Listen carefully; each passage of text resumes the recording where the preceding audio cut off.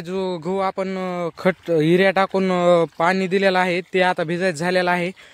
तर आता आपण हे हरभऱ्यात पाणी सोडणार आहोत। तर अगोदर आहे आपलं जे सायकल कोळप आहे ते आपण फक्त तेवढ्या गव्हामध्येच चालवलं होतं, परंतु इकडं हे हरभऱ्यात चालवलेलं नव्हतं। तर आता हे पुढी आपण सायकल कोळप हे तुम्ही बघत आहात ते आपण पुढी चालवत आहोत व माग एक एक दाण भिजवत आहोत।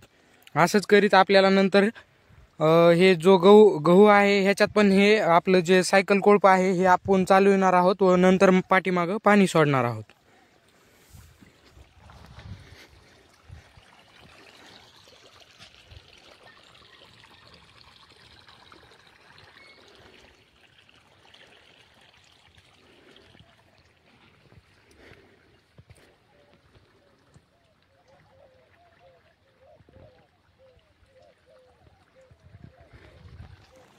हे आपलं हरभऱ्याला हे आपलं सायकल कोळप हाणायचं झालेलं आहे। आता हे गहू राहिलेला आहे, आता आपण ह्याच्यात चालू करणार आहोत थोड्या वेळानं।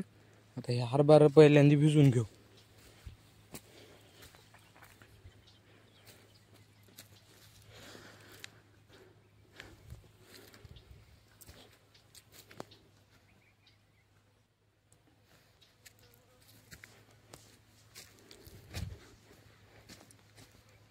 ते जे गहू होता आपण त्याला आज सकाळी युरिया टाकलेला आहे, पण ह्याला टाकलेला नाही कारण की हे पाठीमागून लावलेलं आहे। ह्याला आत्ताच खास म्हणजे खताचा डोस दिलेला आहे। हे ते थोडा मोठा आहे।